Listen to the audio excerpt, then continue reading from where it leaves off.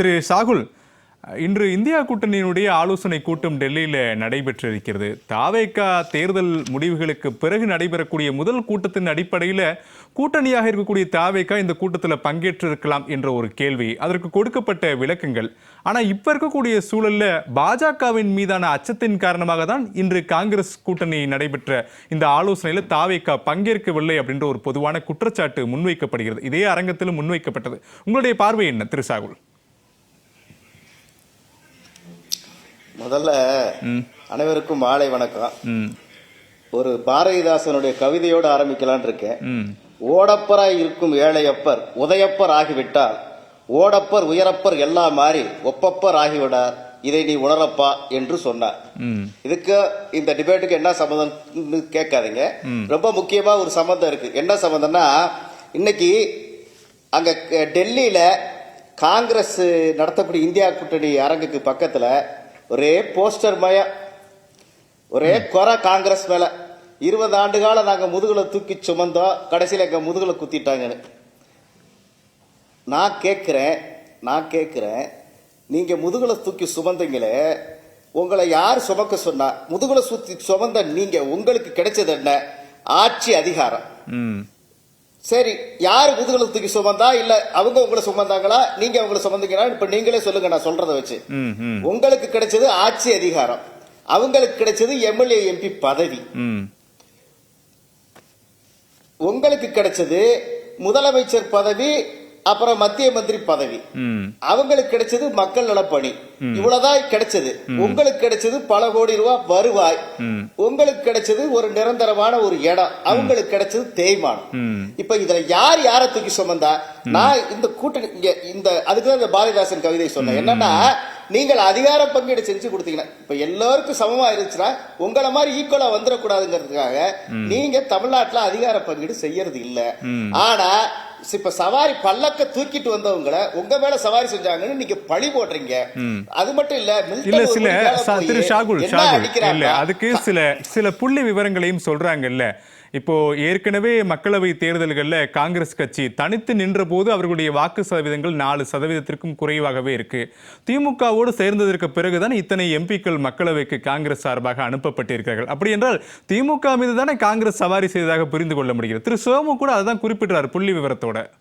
Super இல்ல, super 1957 அப்புறம் நீங்க ஏன் தனிச்சே நிக்கிறதுக்கு பயப்படுறீங்க? நீங்க தான் தைரியமான ஆளாச்சே, சுமந்து தோல் அப்படியே தோல் வலிக்க சுமந்தவங்களாச்சே. நீங்க ஏன் தனியா நிக்கிறதுக்கு பயப்படுறீங்க? 23 கட்சி 29 கட்சி கூட்டணி வச்சுக்கிட்டு எல்லா ஓட்டு எங்க ஓட்டு அப்படின்னு நீங்க சொல்லிக்கிட்டு இருந்தீங்கன்னா, இன்னும் சொல்ல போனா அதிமுக குழுந்த ஓட்டு கூட எங்க ஓட்டு தான், 60% தாவேகாக்கு எதிராக ஓட்டு விழுந்துக்கிட்டு பேசிக்கிட்டு இருக்கீங்களே. இது நீங்க தைரியமான ஆளு, தனிச்சு நின்றதால உங்க லட்சணம் என்னன்றது தெரிஞ்சிருக்கும். நீங்க 1950 அப்புறம் திமுக ஒரு இடத்துல தனிச்சு நின்றுச்சா? தனிச்சு நின்றுதா இன்னைக்கு என்னன்றது தெரிஞ்சிருக்கும். அது மட்டும் இல்ல, இன்னைக்கு அவங்களுக்கு இந்த ஆட்சி அதிகாரம் போனதுல இருந்து மெடிக்கல் ஷாப்ல திமுக தலைவர்கள் கிடக்கெல்லாம் டைஜின் செல்லு பயங்கரமா விற்பனை. ரசம் வச்சு சாப்பிட்டு அஜீரண கோளாறுலே வாழ்றாங்க. அவங்களால ஜீரணிக்க முடியல. தமிழக வெற்றி கழகம் தமிழ்நாட்டுல ஆட்சிக்கு வந்து ஜீரணிக்க முடியல. அது மட்டும் இல்ல, இப்ப இந்தியா கூட்டணியில போய் அங்க போய் தமிழக வெற்றி கழகம் ஆட்சியில இருப்பதற்கு காரணமே எங்களுடைய கூட்டணி கட்சி தலைவர்கள் தான். எங்களுடைய கூட்டணி ஆட்சி தான் தமிழ்நாட்டில் நடக்குதுன்னு முன்னாள் முதலமைச்சர் மு.க. ஸ்டாலின் சொல்றாரு. நீங்க சொல்றது வேற மாதிரி இருக்கே. பாவங்க அவரு என்ன சொல்ற, பாவங்க உண்மையிலே ரொம்ப தங்கமான மனிதருங்க முன்னாள் முதல்வர். பாவங்க அவரையே குளத்தூர்ல தோக்கடிச்ச பாவிங்க இவங்கெல்லாம் சேர்ந்து நல்லா இருக்குன்னு நாசம் பண்ண துரோகிகள். இங்க வந்து அவர் கூட இருக்கவங்க தான் அவரை அழிச்ச துரோகிகள். ஒண்ணு இல்லை, அவங்க மரியாதைக்குரிய சண்முகம் சொல்றாரு, நாங்க தனியா இருக்கோம், நாங்க திமுக முடிவில் இல்லைன்றாரு. விடுதலை சிறுத்தைகள் இன்னைக்கு இவங்க எல்லாம் புறக்கணிச்சிட்டு போய் அங்க இந்தியா கூட்டணியில அவங்க அட்டன் பண்றாங்க. யார் இவங்க என்னுடைய பேச்சை கேட்டா? சரி, எனக்கு அதெல்லாம் புரியுது. எனக்கு புரியுது. நான் உங்களுடைய பாயிண்ட் எடுத்துக்கிறேன். என்னுடைய தொடக்க கேள்வி அப்படின்றது, தாவேகா ஏன் இன்னைக்கு இந்தியா கூட்டணியுடைய ஆலோசனை கூட்டத்தில் பங்கேற்கவில்லை? இதான் தொடக்க கேள்வி இருந்துச்சு. அதுக்கான பதில் நான் இங்க பாருங்க, நேற்று கூட மரியாதைக்குரிய சிதம்பரம் நாகரிகம் கருதி, உண்மையை சொல்ல போனோம்னா நாகரிகம் கருதி, என்ன நாகரிகம்ன்றத சொல்றேன். அதாவது அவர்களுக்கு இடையில இன்னும் வரவு செலவுகள் முடிக்க, நேற்று கூட ஐயா சிதம்பரம் ஒரு ஸ்டேட்மெண்ட் சொல்றாரு, ஒட்டுமொத்தமாக நாம் திமுக விலக்கி விட்டோம் என்று சொல்லவில்லை. இன்னொரு திமுக இன்னைக்கு ஒரு தயவு செஞ்சு இந்த ஸ்டேட்மெண்ட்லாம் படிச்சீங்களா என்னன்னு தெரியல, ஸ்டேட்மெண்ட் சொல்லியிருக்கு என்னன்னா, நாங்க கூட்டணியில பங்கேற்கல, அதில் உள்ள கருத்துக்கள்ல உடன்பாடு இருக்கா அப்படின்ற ஒரு விஷயத்தையும் சொல்றாங்க. இப்ப அவங்க ஒட்டும் இல்லை உறவும் இல்லைன்ற சூழ்நிலை இந்த போஸ்டர் கலாச்சாரத்துக்கு அப்பதான் வெளியே வருது. எவ்வளவு அடிச்சாலும் ஒருத்தன் தாங்குவான்னு காங்கிரஸ அடிச்சு துவைச்சு, ஏன்னா ரொம்ப நல்லவருன்னு சொன்னாங்கன்னு ராகுல் காந்திய நல்லவருன்னு சொல்லி அவரை எவ்வளவு துன்பப்படுத்தணுமோ அவ்வளவு துன்பப்படுத்தி, இதை விட கொடூரம் என்னன்னா, நமக்கு தமிழே தகராறு, ஏன்னா தமிழே தகராறு, இங்கிலீஷ் வரவே வராது, நம்ம இந்தியாவுக்கே நாங்க தான் போராடினா ராகுல் காந்தி எதிரையுமே போராடலன்னு அடிச்சு விட்டாருங்க மில்டன். எப்படிதான் எனக்கு ஒண்ணுமே புரியல. ஏன்னா ஜெயகடாவின் மகன் கருணாநிதின்ற அளவுக்கு நம்ம தமிழ் தெளிவானது.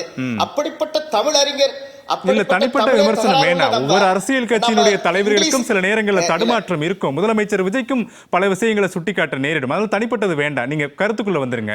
இப்ப என்னுடைய கேள்வி அப்படின்றது, தாவேகா ஏன் பங்கேற்கல?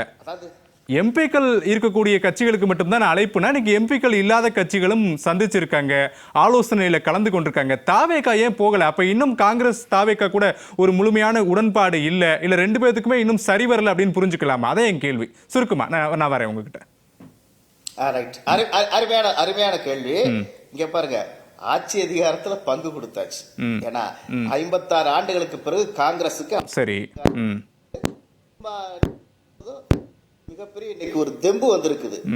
அதை தாண்டி காங்கிரஸுக்கு ஒரு எம்பி சீட்டும் கொடுத்தாச்சு. இப்படிப்பட்ட ஒரு சூழ்நிலையில அவங்க திமுக கூட இருக்கக்கூடிய அவங்க நாகரிகம் கருதி அவங்க ஒட்டு உறவுகள்லாம் சிலதை முடிச்சுக்கிட்டு வரணும் இல்லையா? நாங்க இன்னொன்னு, இந்தியா கூட்டணியில திமுக மட்டும் இல்ல, விடுதலை சிறுத்தைகள் மட்டும் இல்ல, காங்கிரஸ் மட்டும் இல்ல, நிறைய 23க்கும் மேற்பட்ட கட்சிகள் அதுல இருக்கு. அப்ப எல்லா கட்சிகள்கிட்டையும் ஒரு நிலைப்பாடு வரணும். தாவேகாவை சேர்க்கணும்ன்ற நிலைப்பாடு நிச்சயமா இன்னைக்கு இந்த கூட்டத்தில் எழுப்பப்பட்டிருக்கும். அடுத்து புதிய கூட்டாளிகளை சேர்க்கப்படணும் அப்படின்னு சொல்லி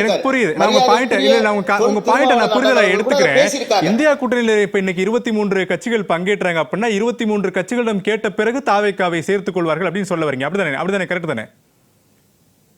இதுதானங்க ஜனநாயகம்.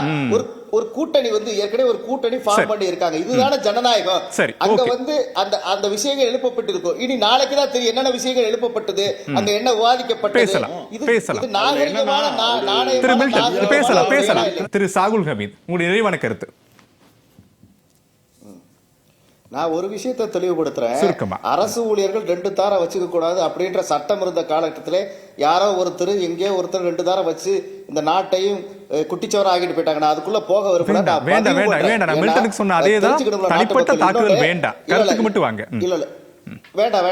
நான் விஷயத்துக்கு வந்துடுறேன். விஷயம் என்னன்னா ரொம்ப சிம்பிள். இந்தியாவை பொறுத்தவரை இந்தியா அவசியமானதோ அதை போல காங்கிரசும் ராகுல் காந்தி அவர் அவசியமற்றவர்களா இருக்க முடியும். ராகுல் காந்தி ஒரு இளம் தலைவர் தன் வாழ்நாளில் தன் திருமணம் பண்ணாம இது பண்ணாம தன் வாழ்க்கையை அர்ப்பணிச்சு எவ்வளவு கஷ்டங்களை ஒரு பார்லிமெண்ட்ல எவ்வளவு கஷ்டங்கள் அனுபவிக்கிறாரு, ஒரு கொடூரன் மோடிக்கு எதிராக எவ்வளவு கஷ்டங்கள் அனுபவிக்கிறாரு, நாட்டு இந்த இந்தியா கூட்டணின்றதுல எவ்வளவு கஷ்டங்கள், கூட்டணி தலைவர்கள் எவ்வளவு கஷ்டங்கள் அனுபவிக்கிறாரு. அது மட்டும் இல்ல, போராட்டங்கள் எத்தனை போராட்டங்கள் அந்த இளம் தலைவர் எடுக்கிறாரு. அப்படிப்பட்ட ஒரு இளம் தலைவரை வெற்றி தோல்வி இருக்கலாங்க. இன்னைக்கு அப்படி பார்த்தா மம்தாவை குறிப்பிடுறாங்களே, இன்னைக்கு திமுக நிலைமை அதை விட மோசம். அவங்க உணராம பேசிக்கிட்டு இருக்காங்க. மம்தா கட்சியை கண்ட்ரோல்ல இருக்கிறாங்க இல்லன்னு சொல்றாரு. திமுகவுடைய பூத் ஏஜென்ட்டுகளே பல பூத்துகள்ல திமுக ஓட்டு போடாம விசுவதிக்கு போயிட்டாங்க.